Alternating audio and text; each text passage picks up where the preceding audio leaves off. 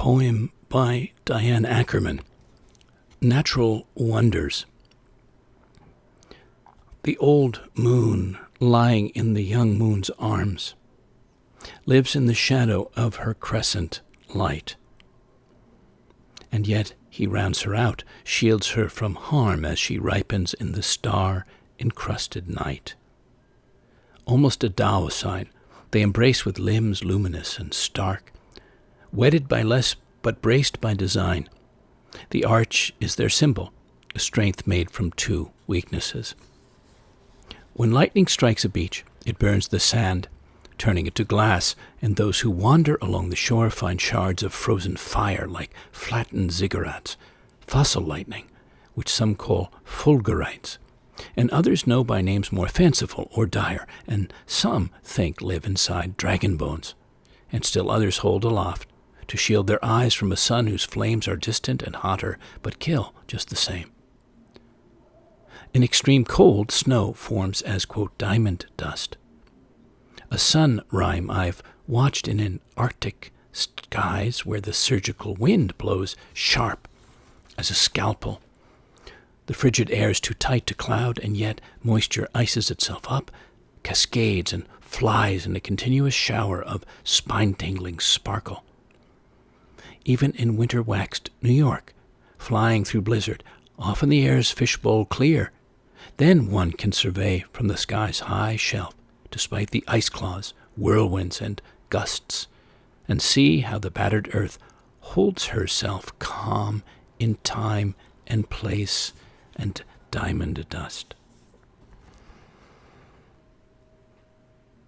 Welcome to the latest floating poetry broadcast, and thank you for leaning in to the 69th show in my ongoing weekly series, coming to you live from Long Island's high and low-tiding South Shore. This is your poet and poetorialist Colin Goedecke, a voice for living our days more poetically, more expressively, more soulfully. Last week, we went to the seashore, to the beach, and did some beach combing, some graceful idling, daydreaming, some of us barefoot. This week, we're going to muse on seeking of different kinds, inner and outer, past and present, individual and collective, from the emotional to the physical and metaphysical, clarity to harmony, from wonder, wisdom, and creativity to meaning, joy, and possibility, and what nature seeks so naturally and can show us. May this gathering of cultural commentary, inquiry, and poetry affirm or spur or newly inspire your own seekings, whatever they may be, or wherever they may lead you, in body, spirit, thought, or feeling, and add fresh perspective. Well, I thought we might begin with eating the sun, a celebration of wonder, the science of how the universe works, and the existential mystery of being human. This is a book actually called Eating the Sun by Ella Frances Sanders. Lovely book. And I'm just going to pull out one or two things from here. In the preface, a sense of wonder can find you in many forms, sometimes loudly, sometimes as a whispering, sometimes even hiding inside other feelings, being in love or unbalanced or blue. For me, it is looking at the night for so long that my eyes ache and I'm stuck seeing stars for hours afterwards, watching the way the ocean sways itself to sleep, or as the sky washes itself in colors, for which I know I will never have the words. A world made from layers of rock and fossil and glittered imaginings that keeps tripping me up, demanding I pay attention to one leaf at a time, ensuring I could never pick up quite where I left off. When one is considering the universe, unseen matter, our small backyard of the stuff, I think it is important, sensible even, to try and find some balance between laughter and uncontrollable weeping. Cry because we cannot even begin to understand how beautiful it is. Cry because we are terribly flawed as a species. Cry because it all seems so shockingly improbable and that maybe our existence could be nothing but a dreamscape, celestial elephants in rooms without walls. But then, surely we can laugh. Laugh because being riddled head to toe with human emotions while trying to come to terms with just how indisputably tiny we are in the grand scheme of things makes absolutely everything and everyone seem quite ridiculous, entirely farcical. We have heads? Ridiculous. There are arguments about who is in charge here? Ridiculous. The universe is expanding? Ridiculous. We feel it necessary to keep secrets? Ridiculous. Thank you, Ella Francis Sanders. Have a look at that book if it intrigues you with that taste. Nature and the dimensions of the mystical as well, and of seeking mystical experiences. Well, they're more accessible than we realize when we're more realized as beings and commune with nature more deeply, especially at times like equinoxes and solstices. So this was back in 2012, the autumnal equinox. I wrote this ode, and we will get into this territory. Eternal rhythms. The sun moves south in a bright cross over the equator, over great rainforest, hunting tigers, hidden tribes. Horus and Ta twines with Seth, Gwyn with Gwythyr, the Holly King with the Oak King. Light balances with darkness, night with day. Still warm land yields its last, best fruits for harvest, while wicker men made of barley stems are set afire, while secret corn, black, white, yellow, red, is ground and watered to life, while 7 looming faces made of stone look solemnly out to sea, gaze Easter Islandly into sunset. A feathered serpent triangled with light, father, mother, son, descends an unshaded pyramid. Mystics, too, descend within themselves to discover. Spirit enters waiting bodies, and at midnight Alcyone arrives and aligns incandescently from the Pleiades, and the earth, the whole earth turns again to its eternal rhymes and rhythms. I thought in terms of seeking and seekers that we ought to speak on this note of mysticism. What is it? And I went to a couple of different sources. This was from learnreligions.com, although it's not always entirely religious. So here's what they had to say.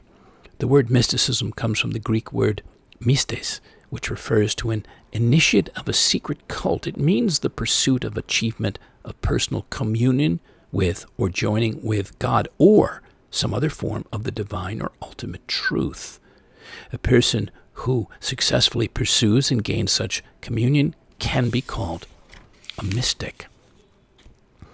While the experiences of mystics are certainly outside of everyday experience, they are not generally considered to be paranormal or magical, which can be confusing because the words mystical, such as the mystical feats of the great Houdini, and, quote, mysterious, are so closely linked to the words mystic and mysticism. Some famous mystics have had a profound impact on philosophy, religion, and politics. And of course, you might know some of them. So it says mystics through history. Ancient mystics. They were well-known ones around the world, even in ancient times. Many were obscure or known only in their local areas, but others actually changed the course of history. The great Greek mathematician Pythagoras was born 570 BCE and was well known for his revelations and teachings about the soul. Siddhartha, the Buddha, born around 563 BC, said to have achieved enlightenment when sitting beneath a Bodhi tree. His teachings have had a profound impact on the world. Confucius, born around a similar time, a Chinese diplomat, philosopher, and mystic. Teachings were significant in his time and have seen many resurgences in popularity over the years. They speak about the medieval mystics, including in the Middle Ages, Meister Eckhart, a Dominican theologian, writer, and mystic, born 1260, still considered to be one of the greatest German mystics, and his works are still influential. And then contemporary mystics. It has continued to be a significant part of experience past the Middle Ages and into the present day, and some of the most significant events of the 1700s and beyond can be traced to mystical experiences. So there you have it. And then I thought it might be a poem by, I don't know this poet, I didn't know him before, Adam Zagioski, translated by Claire Cavanaugh, Mysticism for Beginners. The day was mild. The light was generous. The German on the cafe terrace held a small book on his lap. I caught sight of the title, Mysticism for Beginners. Suddenly I understood that the swallows patrolling the streets of Montepulciano with their shrill whistles and the hushed talk of timid travelers from eastern so-called Central Europe, and the white herons standing yesterday, the day before, like nuns in fields of rice, and the dusk, slow and systematic, erasing the outlines of medieval houses and olive trees on little hills abandoned to the wind and heat, and the head of the unknown princess that I saw and admired in the Louvre, and stained-glass windows like butterfly wings sprinkled with pollen, and the little nightingale practicing its speech beside the highway, and any journey, any kind of trip, are only mysticism for beginners, the elementary course, prelude to a test that's been postponed. Thank you, Adam Zagioski. I've got to work on my Polish. I think it's Polish. Nature, sky, since seeking, since this is happening, since it's peaking tonight and tomorrow and maybe one more day overhead here in the Northern Hemisphere, may we speak right now to seeking the magic of nature, of the heavens, the constellations and the things that happen up there, because I got this from earthsky.org, the Perseid meteor shower of 2021 happening right now. At this evening, all right now, but and this evening and into the early hours in the next days. So I thought I'd call that out for those of you in the Northern Hemisphere, even though you're all over the world, could see it tonight. Either stay up or set your alarm and wake up and go back to sleep. It will probably produce the greatest number of meteors on the mornings of today, August 11th, 12th, and 13th, in the early morning hours when the most meteors will be flying. There'll be no moon to ruin the show, so here's some tips they give us. No special equipment or knowledge of the constellations needed. Find a wide-open sky. Watch from midnight to dawn. If fortune smiles upon you, the evening hours might offer you an Earth grazer, a long, slow, colorful meteor traveling horizontally across the evening sky. Earth grazer meteors are rare but memorable. Give yourself at least an hour of observing time because the meteors and meteor showers come in spurts and are interspersed with lulls. If you must watch in moonlight, place yourself in the moon's shadow. And remember, all good things come to those who wait. Meteors are part of nature. There's no way to predict exactly how many you'll see on any given night. Find a good spot, watch, and wait. You'll see some. And if you trace all of the meteors backward, they all seem to come from the constellation Perseus, near the famous double cluster. Hence, the meteor shower is named in honor of the constellation Perseus, the hero. So, have a gaze tonight. I'm going to do that. I'm going to stay up or wake up later, do that. In this, especially in these times of epic drought, very distressing and epic drought in California and in the United States and other parts of the globe right now. Water is so needed by the land. So this, I wanted to talk about seeking water, the nature seeking water for itself. And Janine Marie Haugen wrote in animas.org just the other day, or a few days ago, first part of a two-part musing. Here's what she said. An inch of water wobbles in the handmade bowl cupped between my hands. I raise the clay vessel to the cloudless sky, praising rains long past for nourishing the land and for allowing streams to flow, for recharging the subterranean aquifer whose miracle waters run through my household tap. Although right now no water comes through the tap, something has gone awry with the shared well in our neighborhood is without water. The land that holds a community well also holds remnants of ancient pottery, plain potsherds buried in sand between pinon and juniper. Some of the broken pots once held water, the priceless treasure of the desert. This land is dry and crisp with cheatgrass. The monsoon has not arrived. A grass fire has already been sparked and feverishly extinguished in my neighborhood. I recently arrived home after 8 days on Idaho's Salmon River and am still in a mad love trance with water, still dripping, still sensing the body of that muscular river, clear, deep, sinuous, insisting on a mutual embrace. A wild adoration of water accompanied me home to a land of drought, to a southern Utah labyrinth of sandstone canyons and mesas sculpted by wind and water. To keep the love trance with water alive and present in the dry land, I'm reawakening a ceremonial practice for clouds, for rain, for monsoon. The great geologian Thomas Berry writes, there must be a mystique of the rain if we are ever to restore the purity of rainfall. Cultures more earth-based than ours still revere the rain, but in modern life it's all too easy to forget that the water splashing into our sinks and washing machines once fell from the sky. It's easy to forget the wild life and transformative journey of rain, customary to have no relationship with it at all except for noting the weather's impact on our human lives. It's easy to feel annoyed by an absence of tap water while hefting my stash of emergency containers, so I'm teaching myself to regard water, even especially tap water, as a gift, an unfathomable elixir, as the holy essence of our lives. To be honest, I forgot more than I remember, and then there was the awkwardness of teaching myself something outside the margins of the culture. But the more often I engage in ceremony for it, for water or rain or monsoon, the more I notice the clouds, or that I've turned on the tap, or that I'm swallowing a trickling stream. Holding the clay bowl high, I speak elaborate honorings to the water from the sky. I sing for rain and winter snow, whose drops seep and melt into sand and stone and aquifer. Thank you, Janine Haugen. So, yeah, the just that simple essence of need for that by the land and by us. Yeah, we can't live without that. We can live without a lot of things, but certainly not without water. So maybe we could all do some ceremonies and invocations for rain and all those places where it's needed. Which brought me to actually thinking of this, the search for joy and happiness of whatever kind. I believe something certainly we all desire, seek out, create, and enjoy, no matter our color, culture, place, or time in life. Jane Kenyon has this poem about it and its many faces. It's called Happiness. There's just no accounting for happiness, or the way it turns up like a prodigal who comes back to the dust at your feet, having squandered a fortune far away. And how can you not forgive?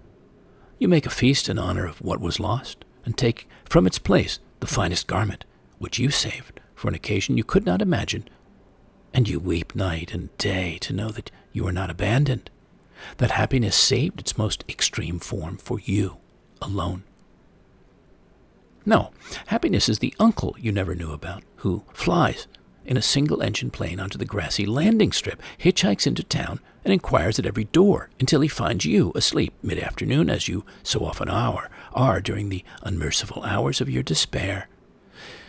It comes to the monk in his cell. It comes to the woman sweeping the street with a birch broom, to the child whose mother has passed out from drink.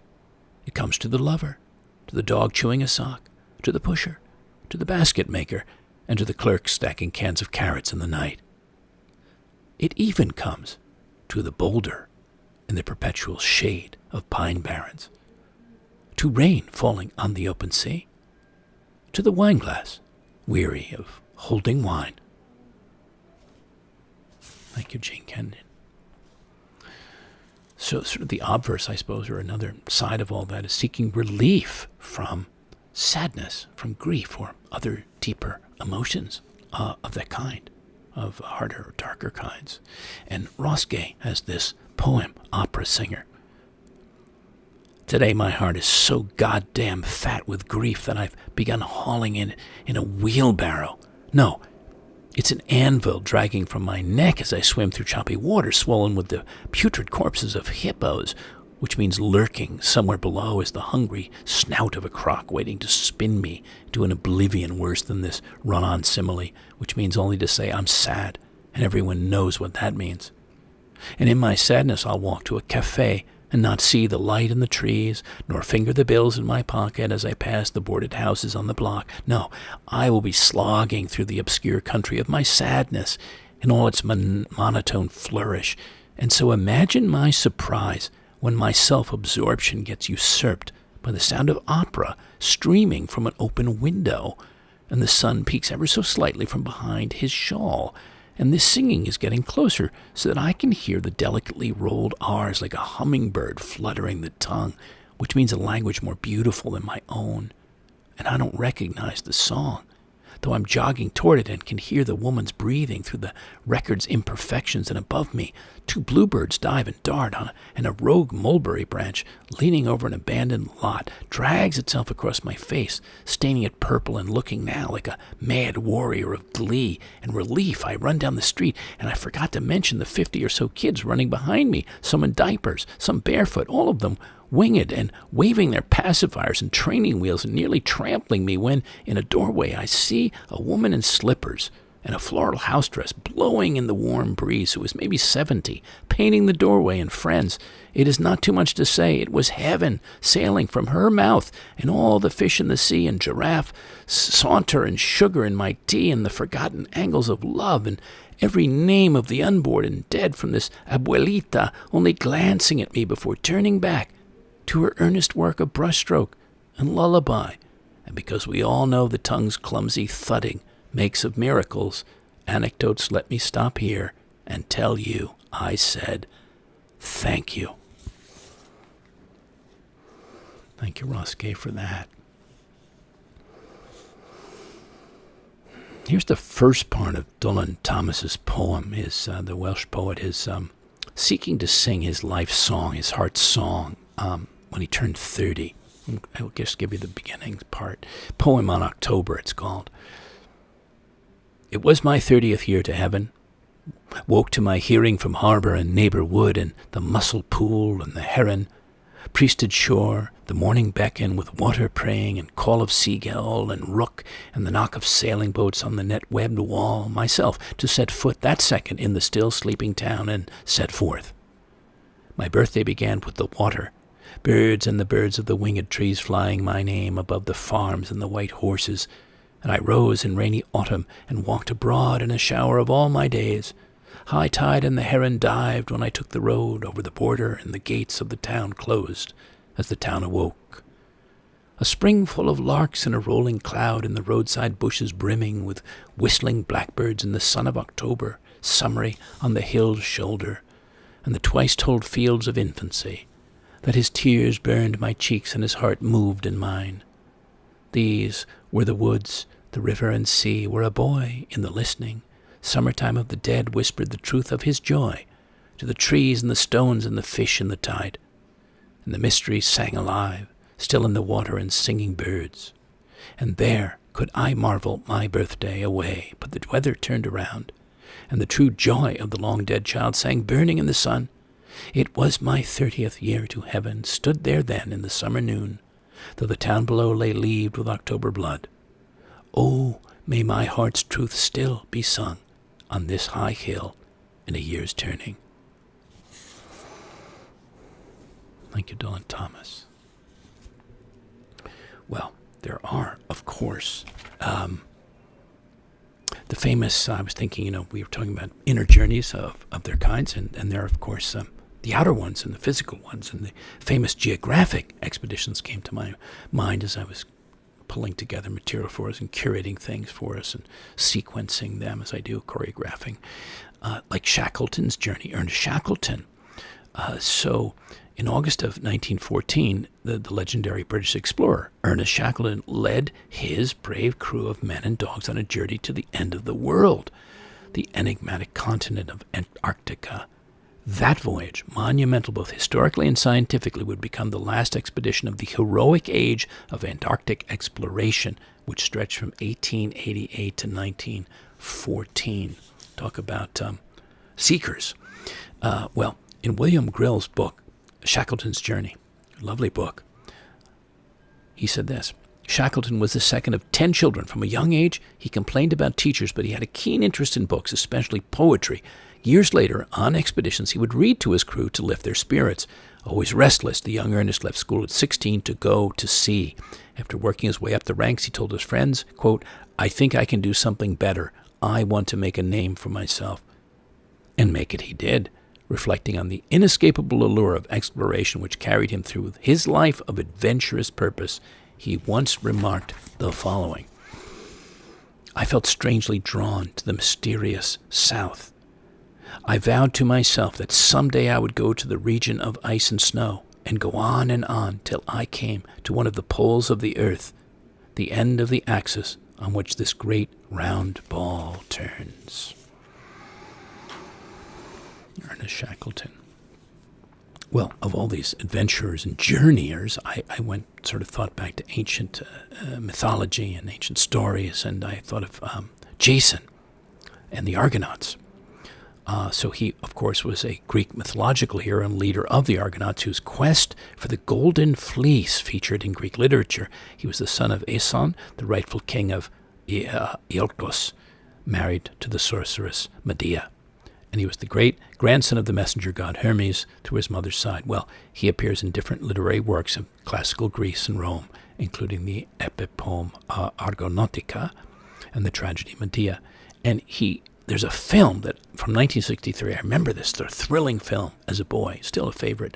I haven't seen it in a while. I'd like to go back to it. Is Jason and the Argonauts. See if you can find that.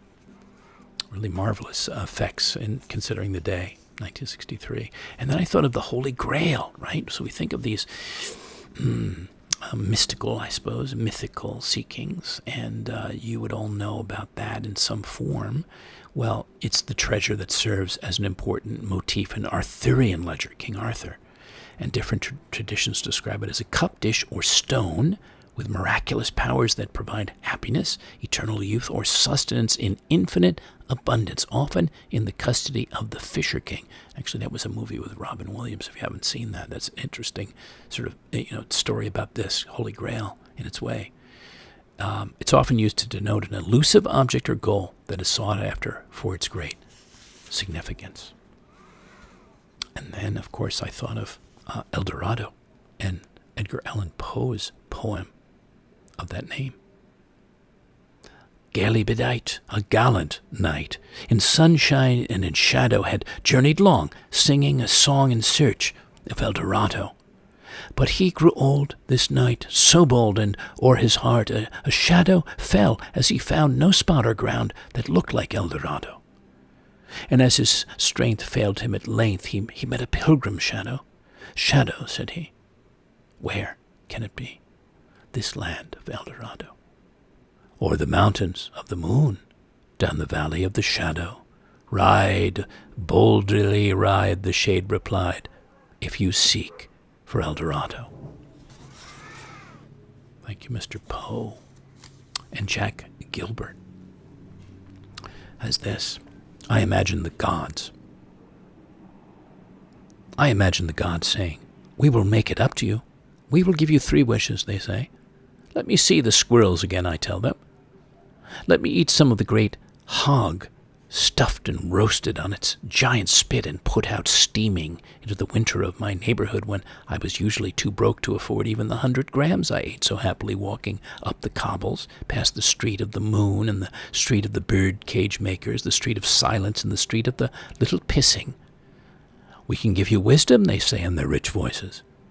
Let me go at last to Huguette, I say, the Algerian student with her huge eyes who timidly invited me to her room when I was too young and bewildered that first year in Paris.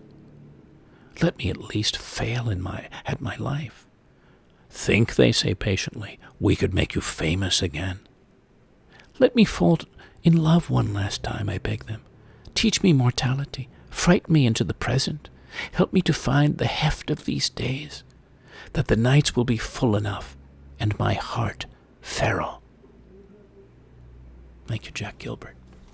I imagine the gods. And here's one by Kabir in translation. Brother, I've seen some astonishing sights. A lion keeping watch over pasturing cows, a mother delivered after her son was, a guru prostrated before his disciple, fish spawning on treetops, a cat carrying away a dog, a gunny sack driving a bullock cart, a buffalo going out to graze, sitting on a horse, a tree with its branches in the earth, its roots in the sky, a tree with flowering roots. This verse, says Kabir, is your key to the universe, if you can figure it out. Thank you, Kabir. So among all these different kinds of seekings that we're looking at, and of course there's many, many, many, but seeking wisdom, yeah, many of us, and through time, famous and otherwise, have been seeking wisdom of some kind. And here from by Thomas Opong, Seeking Wisdom, Lessons on Becoming an Outstanding Thinker. This is appeared in Medium. Ignorance has a bad reputation. Society values wisdom, knowledge, and intelligence, but if you are ignorant and know the level of your ignorance, it can become an important stepping stone for acquiring relevant knowledge. Everyone starts from ignorance, but many people forget they were once ignorant. You can still be ignorant at any stage of your knowledge acquiring process. Intelligent people are not afraid to challenge their existing knowledge. Nietzsche once said, "There are no eternal facts, as there are no absolute truths." Your fundamental realities of life can be challenged, questioned, improved, upgraded, or transformed if you are open to improving. The knowledge of one's ignorance is the beginning of wisdom. The only time ignorance becomes dangerous is when you convince yourself that you know everything, or when you become so confident of your knowledge that it becomes a hindrance to your progress. Daniel Boorstin was right. The greatest enemy of knowledge is not ignorance, it is the illusion of knowledge. It motivates us to pursue our intellectual curiosities. Even if you become an expert, it pays to keep refining what you know. It's the only way to reinvent yourself in a rapidly changing world. Scientists are in the business of refinement. It's an ancient practice that goes back to the time of Galileo, who, quote, has been called the father of observational astronomy, the father of modern physics, the father of scientific method, and of modern science. He said, "All truths are easy to understand once they're discovered. The point is to discover them." And Einstein observed that all of science is nothing more than the refinement of everyday thinking. The biggest problem is we're too busy to make time to overcome our ignorance. Distractions have taken over our precious time. Unwillingness to learn or improve what we already know is one of the biggest obstacles to personal growth. So Thomas Opong, thank you for your thoughts there. Years back, I interviewed, on my own initiative, a Greek ambassador of Hellenic culture and a solo world performer of Socrates and Plato's Apology. And I saw more than a few of his performances. His name is Yannis Simonidis, and this was called A Time for Questioning, a conversation about self-exploration. And I asked, "You've been touring the world, solo performing Plato's Apology, where, to me, you nearly channel Socrates, who was spot on 22 centuries ago about the examined life and the virtuous way to be, yet 22 centuries later, we're still struggling as a society with living and behaving in righter ways. What are the clues, the insights we need?" And he said, they're right there in Plato's text of the Apology. Plato and Socrates' systems of thought, their philosophies, are still fundamental models to study and listen to and emulate. And I said, can we achieve a more virtuous culture than we have to date? Yes, we can, but only to the degree we honestly examine our lives and apply the findings that flow from this self-examination. If we spend the time to have a dialectic, an investigation, a reasoning with ourselves, and not stop until we arrive at the truth that satisfies us, or us and whoever we're engaging with, a boss, a friend, another nation, we will be greatly rewarded. We need to be willing to live in a culture of questions, not one of ready answers. It's a more courageous approach, and it takes more time, but it's worth it. It serves us better in the long run as individuals and as a society by giving us stronger foundations for our lives and our world. When I talk about questioning and avoiding dogma and achieving a change for the better in our entire ethos, it's relevant because success here has to do with listening more versus trying to speak more. It's time for us to fall silent and listen. Socrates was never dogmatic in the way he talked. His approach was always propositions, suggestions, ways to consider being, invitations to question and discuss. The youth of today listen to Socrates because, like them, he's not afraid to take a piss. He wasn't afraid, as most of us are, to risk losing a job, a career, a relationship by opening his mouth to say right and needed things. His philosophy teaches courage. It teaches examining yourself and learning on your own more about yourself and about what's right and wrong. So it all becomes self-evident. And in this process, you become virtuous. And I said, why do you feel such a burning personal need to examine and help others examine? And he said, because I believe the world of our senses is just the tip of the iceberg, and those of us who live only on this level are blind and make mistakes. If you ignore the rest of the iceberg, you're another Titanic waiting to happen. The world's great difficulties now, like history's great wars and great depressions and cataclysms, are signaling an enormous shift, one that's not just economic.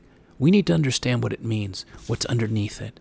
In every aspect of our lives and parts of society, from our governments to our faiths to our relationships to our place in the economy as consumers and as workers, we should be asking, who are we?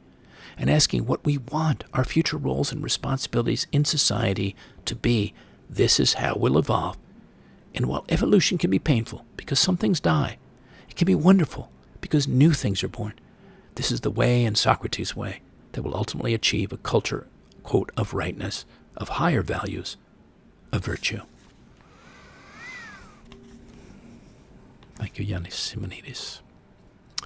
I had written this poem back in 2018 for my goddaughter, Axel Shape, on her 20th birthday, but it's really for all of us when we speak about questioning. It's called 20 Questions to ask yourself. In the still of the night, whether bright-starred or half-mooned, in the midst of the day as you go about your living and learning, when rising freshly to the morning, to the unfolding of more curiosity, possibility, surprise. The number of them doesn't matter, nor time, nor place. Only how heartful, how truthful you're asking, how meaningful the answering. Questions that here and there want to be posed, mused on, even if there are no clear or ready answers to be found or heard. Questions only you, with all innocence, can ask, must ask, without pause, of your deep knowing self. René Descartes said, if you would be a real seeker after truth, it is necessary that at least once in your life you doubt, as far as possible, all things.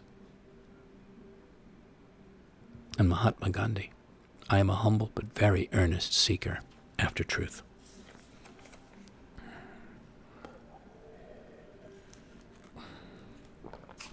Okay. Which brings us to the book, The Island of Knowledge, How to Live with Mystery in a Culture Obsessed with Certainty and Definitive Answers. It's by the astrophysicist and philosopher Marcelo Gleiser. The Island of Knowledge, The Limits of Science and the Search for Meaning. So I just wanted to pull a few of his thoughts out because they're excellent, meaningful, and relative to our theme. If large portions of the world remain unseen or inaccessible to us, we must consider the meaning of the word, quote, reality with great care. We must consider whether there is such a thing as a, quote, ultimate reality out there, the final substrate of all there is, and if so, whether we can ever hope to grasp it in its totality. Our perception of what is real evolves with the instruments we use to probe nature. Gradually, some of what was unknown becomes known. For this reason, what we call reality is always changing. The version of reality we might call, quote, true at one time will not remain true at another. As long as technology advances, and there's no reason to suppose that it will ever stop advancing for as long as we are around, we cannot foresee an end to this quest. The ultimate truth is elusive, a phantom. This unsettled existence is the very blood of science. Science needs to fail to move forward. Theories need to break down. Their limits need to be exposed. As tools probe deeper into nature, they expose the cracks of old theories and allow new ones to emerge. However, we should not be fooled into believing that this process has any end.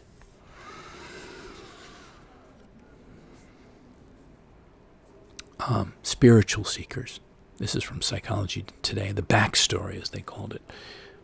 There are those who follow the path of self-discovery. The path can be a lifelong one or sought as a result of a life-changing event, such as trauma.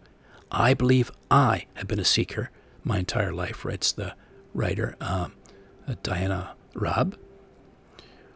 But in actuality, it might have been born during my youth when I was silenced and so had to seek peace and answers from within and from the scribblings in my journal.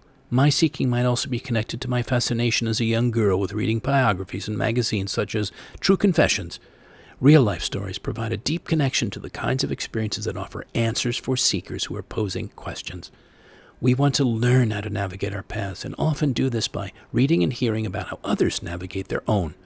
In this way, the lessons from others are consciously or subconsciously incorporated into our own lives. How about this? A non-religious divinity in the known and the unknowable. This is physicist Alan Lightman on science and spirituality. He said, faith is the willingness to give ourselves over at times to things we do not fully understand, the full engagement with this strange and shimmering world. He says science does not reveal the meaning of our existence, but it does draw back some of the veils.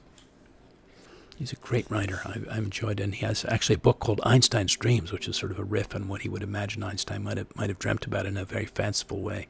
One of my favorite books. On seeking to meet a greater thirst, a larger vision of or for our lives. This is a poem I wrote some years back called The Divining Line. A line of intuition that can lead you to a higher vision. A line of searching for the hidden water you need to quench a hidden thirst. A line of surmising what promise or purpose may lie ahead. A line separating all you hold sacred from all you know is profane, acrid, mundane. The applied mythologist always has something good to say, I feel, to us, to the world. Michael Meade, M-E-A-D-E, from Mosaic Voices. When the inner light of soul awakens us from within, something also comes alive in the world around us. That is how things change, from the inside out, from the soul to the world, as the individual soul helps creation to continue. Thank you, Michael Meade, always. So, just sort of leafing through different kinds of other seekings, seeking love, fuller loving, and being more fully loved. It's happened to me after a very profound relationship that, so many poems flowed out of that, and life lessons, but this was one of those poems that came afterward. Back in 2016, it's called Depth Finder. Going down like a naked pearl diver in a greater breath, into jade and sapphire waters, into an undersea of living treasures of the body, heart, soul, showed me how much more deeply I could go inside another, inside myself, how much more deeply I could dive, love, and be loved. The Depth Finder. Of course, we talked in some sort of ways about seeking truth, Mahatma Gandhi, and so on. What about seeking the truth of a person, of their essence, someone in your world, your life, close to you, or close to you, or very close to you? The truth of a person is this poem that I wrote a while back about that. The truth of a person. If it's to be truly seen, the deeper truth, the pith of any person, it must be through your own eyes, felt through your own senses, including your sixth. Second or third-hand views are only that, too removed, and while they might add some perspective, worth pondering, it's still others' ways of seeing and filtering. They're interpreting, not your own. When this begins to cloud or trump your own eye-witnessing, pure vision is lost. Many of us have been subject to surprising judgments of our nature or character, as a result of people, parties now exeunt, Shakespeare-like, from our stages, who put their own lenses aside, disregarded their own best senses for the sake of an imagined story, a possible, if improbable account, even a flat-out fiction they chose to receive or believe or change course to. Instead of going to the source, theirs and ours, to seek clarity, verity, instead of circumstantiality, substance instead of superficiality. Maybe all we need do, in the face of such small humanity, such absence of awareness, is to simply keep living wholly from our own owned truth. Keep shining forth faithfully from there, from the core, no matter what or who chooses to go or come, and daily seek to behold, sentiently hold up, the truth, the heart of every person of consequence to us.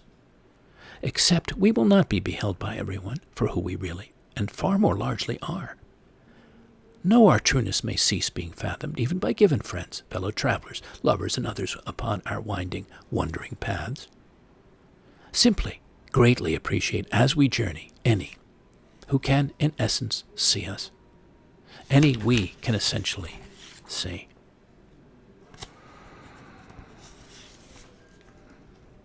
I love, of course, many of David Whyte's poems, but, when I think about the seeking, I think of pilgrims in a lowercase p on their journeys of discovery through time and current, some of us. So I would consider myself one, my own seekings of a kind of a pilgrim.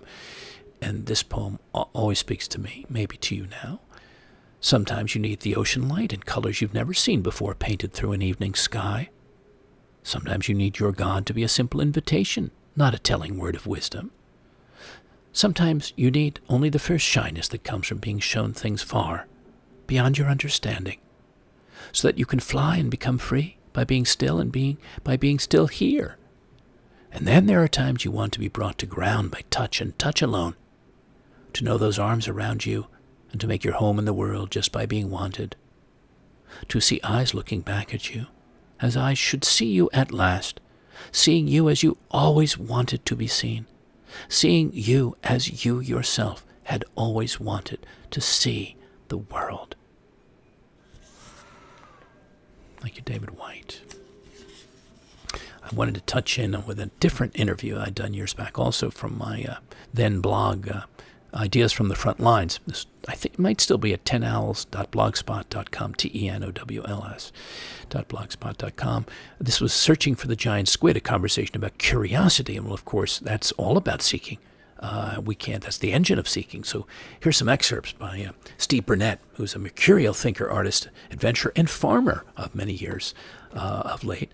And he did, in fact, search for the elusive giant squid, the seas. He searched the seas for them at one point in his life, which fascinated me. I admire him greatly, and I asked him, what is curiosity to you? He said it's the world's greatest gift to us. It transcends race, religion, time, and culture, and the biases that divide us. It causes us to look beyond the hill and intrigues us to go there. And once we're there, it allows us to see highly original things. The new truths we discover out of curiosity can be so powerful and brought back and shared as stories or science. They help us and our communities and educational institutions evolve and thrive. So I asked him, is curiosity a natural or a learned quality? He said, you look at a little kid, a child with diapers, or better yet, without them, a 3-year-old on the beach, how, when they bend over as the tide recedes and see their reflection in the water, we see in their eyes how magical and wonderful the world is to them. Well, everyone is born looking at the world without preconceptions. All children are full of pure wonder. That's where our wisdom begins, in a state of wonder. And I said, so tell us about your search for the giant squid. Why has your curiosity about it taken you all over the world and thousands of leagues under the sea? He said it's the largest fish on the planet. It's been written about and documented, yet no humans have really been eye to eye with it in its native habitat and studied it close up. It's just marvelous that on a planet where we think we know so much, we can't be together with something this magnificent right where it lives. I said, should we allow ourselves to be much more curious, immensely curious, using that as a metaphor? And he said one of the reasons the giant squid has never been seen is because, less out of curiosity and more out of man's hubris, for years people went down into the depths in umbilical rovers, robots, submersibles with big lights to search for it. But they never put two and two together. The giant squid has the largest and most sensitive eyeball in the animal kingdom, and here the, quote, unenlightened seekers go down with the brightest light ever made, then are puzzled why they can't find any. You see, what goes along with good, curious exploration is empathy. You need to enter another world and see and feel it the way its inhabitants see it. Deep down, the giant squid gathers light with its large eye. The bioluminescent light of flashing dinoflagellates. If you're engaged in any pursuit, being true to it will open up myriad and often marvelous angles of thinking and approach. This is where we can touch places of great wondering and pondering and innovation and realization. Thank you, Steve Burnett, for that. Lovely. It still holds up, that conversation, all this time later. So curiosity and how that has shaped us, how it can shape us, shape you, sometimes profoundly. This is a poem called Here You Are. In the world, in this curiously wild and wildly curious place, not only the wider one spanning blue oceans and white deserts, distant countries and quilted cultures, but all the other ones, animate and intimate ones, of life and work, friends and family, of the rare body of energy and beauty you live in, move and grow in, of the realms of dreams and feelings, soul and mystery, that shape your days, your nights, the moments of your being, the heart of your becoming.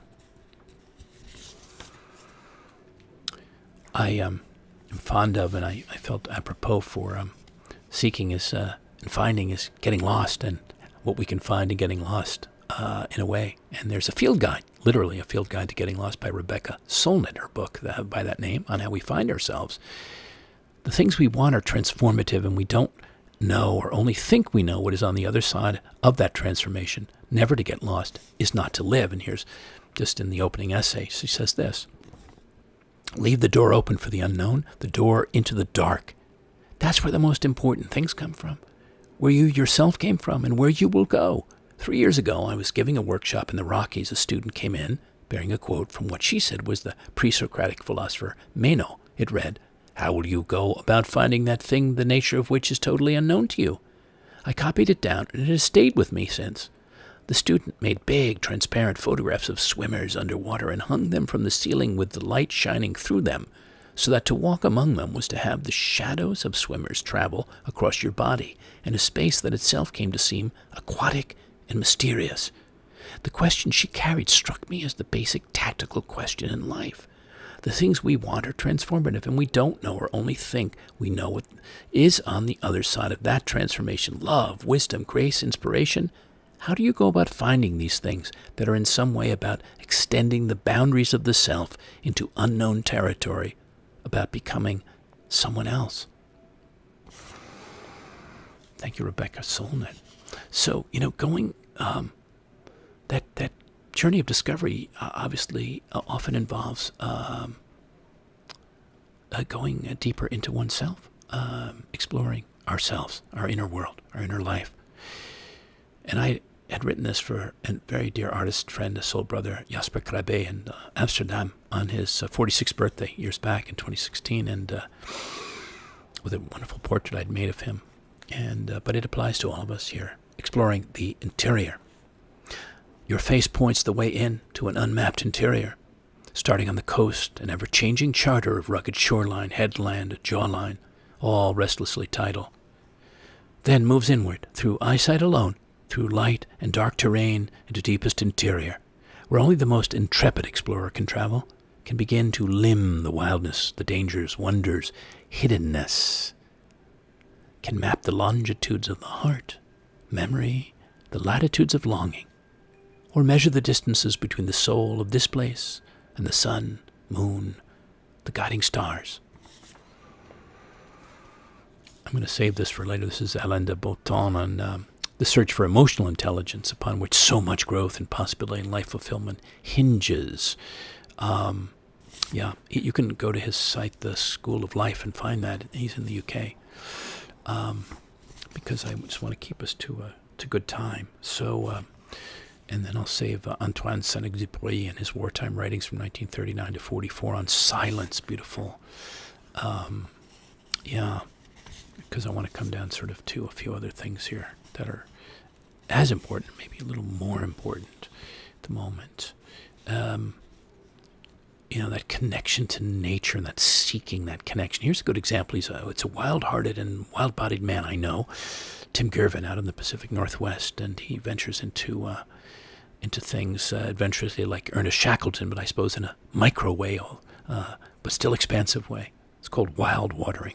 You, braver of the wildest waters, fiercely embracing waters, venturer in bare and second shadow skin into the arms of the deep and darker mysteries, siren-sung melodies of the endless, restless ocean, mirroring at heart and root its elemental energies, insistencies, touch and untouchabilities.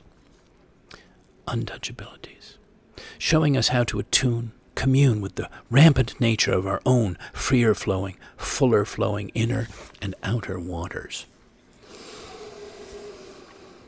Walt Whitman has a wonderful poem. It's longer, but I'm not going to get into it now. But it's "As I ebbed with the ocean of life." I'm just going to read you the first few lines. "As I ebbed with the ocean of life, as I wended the shores I know, as I walked where the ripples continually wash you, Paumanok, where they rustle up hoarse and sibilant, where the fierce old mother endlessly cries for her castaways, I, musing late in the autumn day, gazing off southward, held by this electric self, out of the pride of which I utter poems, was seized by the spirit that trails in the lines underfoot, the rim, the sediment that stands for all the water and all the land of the globe." There's me too, like him, a big seeker of salt water wherever I can find it, of oceans, especially being near it, them, drinking in their essence, their music, their aliveness, and celebrating in words and images, visual poetry. I had to have, just before I came to the show tonight, I needed to go and take a beautiful plunge in the sea. So that frisked me back up for us here. All right, so we're coming into the last stretch of things. Okay.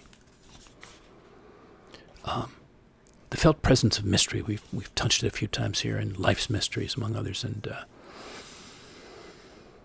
just to be embraced and appreciated for that they are mysterious. We don't have to figure them all out. And so this is a poem called "What If It's a Mystery Play?" What if it's a mystery play? This life.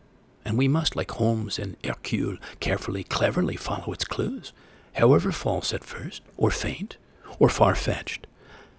Deduce the meaning hiding inside it all, uncover the heart of our story, at least enough of the mystery to reveal the particular part we're each here, each meant, cast into the world to play.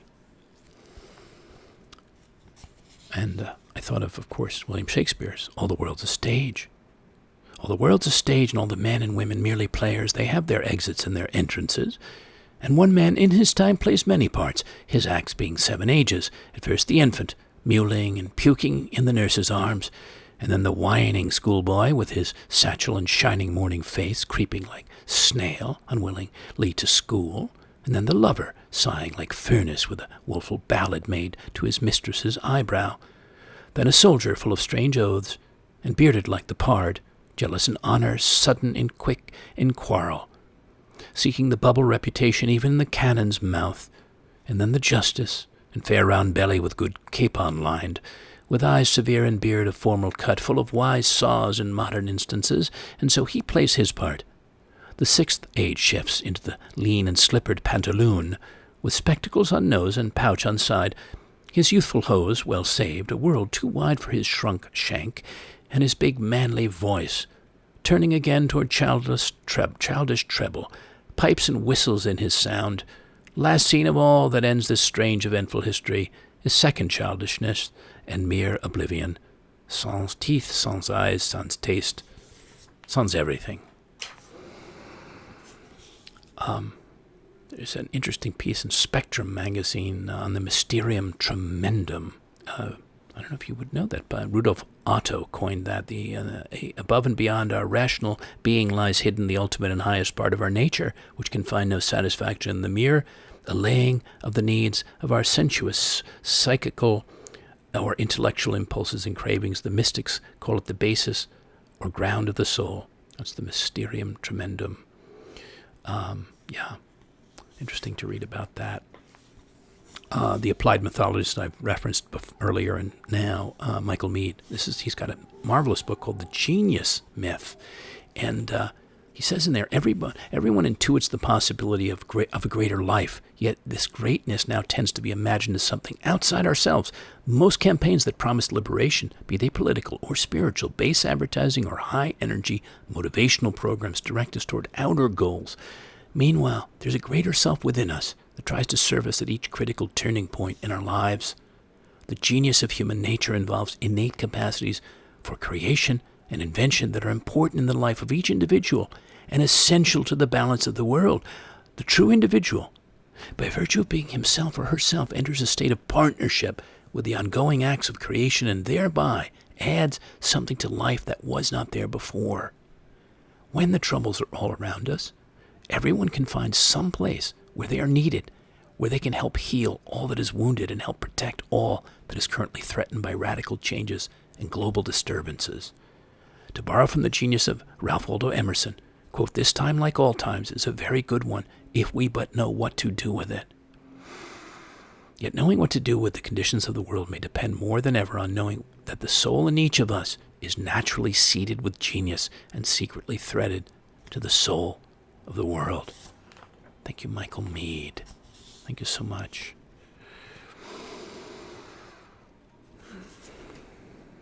Okay, so coming to the very end here, just a couple last things.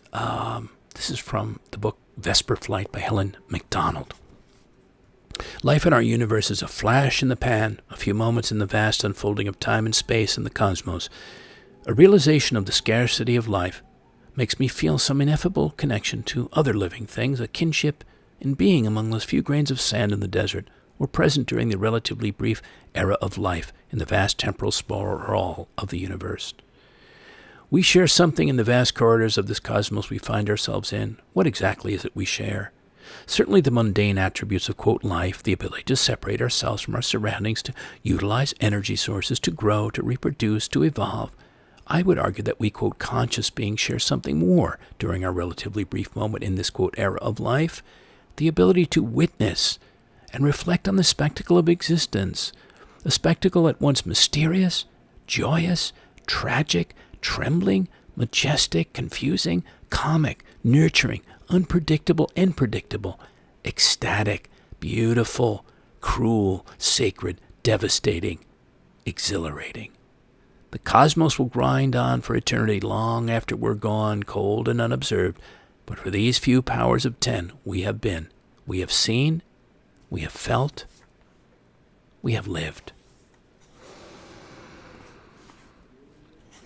So finding our way through our lives, our seeking ways through our world, outer and inner realms, joy, harjo, as this a map to the next world.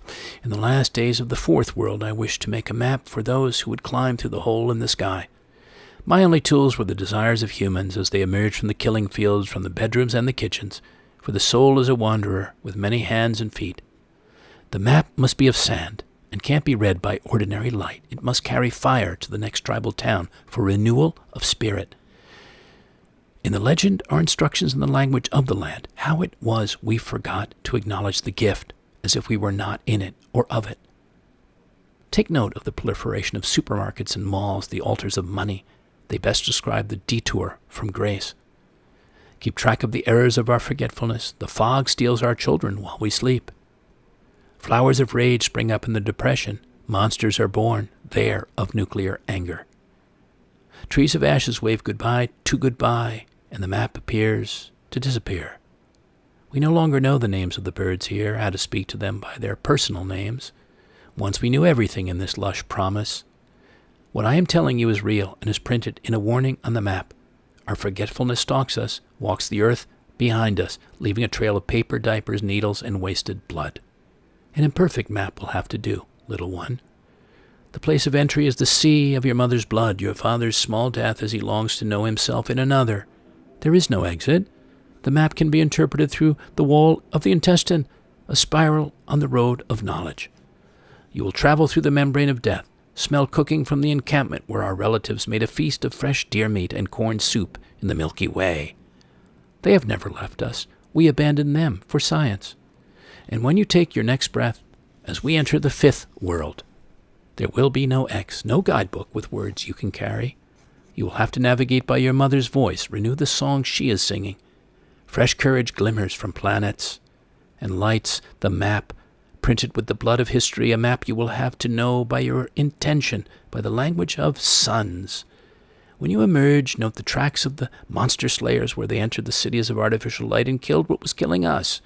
You will see red cliffs. They are the heart, contain the ladder. A white deer will greet you when the last human climbs from the destruction. Remember the hole of shame, making the act of abandoning our tribal grounds. We were never perfect, yet the journey we make together is perfect on this earth, who was once a star and made the same mistakes as humans. We might make them again, she said. Crucial to finding the way is this: there is no beginning or end. You must make your own map. Thank you, Joy Harjo. Okay, and the next to last is David White, one more time. The sea. The pull is so strong, we will not believe the drawing tide is meant for us. I mean the gift, the sea, the place where all the rivers meet. Easy to forget how the great receiving depth, untamed by what we need, needs only what will flow its way. Easy to feel so far away, and the body so old it might not even stand the touch. But what would that be like, feeling the tide rise out of the numbness inside toward the place to which we go, washing over our worries of money, the illusion of being ahead, the grief of being behind, our limbs young, rising from such a depth? What would that be like even in this century, driving toward work with the others, moving down the roads among the thousands swimming upstream, as if growing toward arrival, feeling the currents of the great desire, carrying time toward tomorrow? Tomorrow seen today for itself, the sea where all the rivers meet, unbound, unbroken for 1,000 miles, the surface of a great silence, the movement of a moment left completely to itself, to find ourselves adrift, safe in our unknowing, our very own, our great tide, our great receiving, our wordless, fiery, unspoken, hardly remembered gift of true longing. Thank you, David White. And last is, I thought we should end on a note of balance, so seeking balance. This was on the summer solstice, which is, is a balancing point cosmically. It's called the balancing act on the summer solstice. Is ours to learn from nature, which, left undisturbed by man, by us, always stays there, in perfect balance. And on solstices like this, and equinoxes, returns our whole sphere completely there, as if from its own vast consciousness, an intelligence far beyond yours and mine, to remind us again, subtly and immensely, call to those listening, sensing, to find, feel, keep an inner footing, a balance of being, to seek equilibrium with the self, yes, but also with each other, and even more sentiently with this natural world, this phenomenal world that makes so much life and beauty, bounty, and greater harmony possible. Thank you again, each and all, for listening in, floating and feeling in from around the country and the world. And thanks to everyone tuning in often and those relating how these broadcasts resonate with you. My hope is that they do nourish many spirits, uplift many hearts, and spur greater self-awareness and aliveness, and from what I hear back often and across the board, they do. If you enjoyed this program or earlier ones and would like to make a donation, I'd welcome your generosity. By PayPal or Venmo, or directly through my site, or by mail to me at P.O. Box 1032, Westerly, Rhode Island 02891. Those patrons able and interested in hosting me on a part of their own or another property as a working poet in residence for several weeks or more this fall or winter, to bring forth a flight of poetic art and dedicate it to them, to you, I'd welcome a conversation. I also seek out fellow artists, always co-creators, to collaborate with on projects from the musical to the theatrical, and producers, directors, or others seeking a resonant poetic voice. All my broadcasts are online as replays. I hope you'll lean in again next week, or soon again. Until then, dear listeners, active seekers and others, here's to success with your seekings, the enriching outer and inner journeys they take you on regardless, the appreciation for others' questings, and to fulfillment in the findings you arrive at through them. May it be so. Goodbye for now, and good spirits.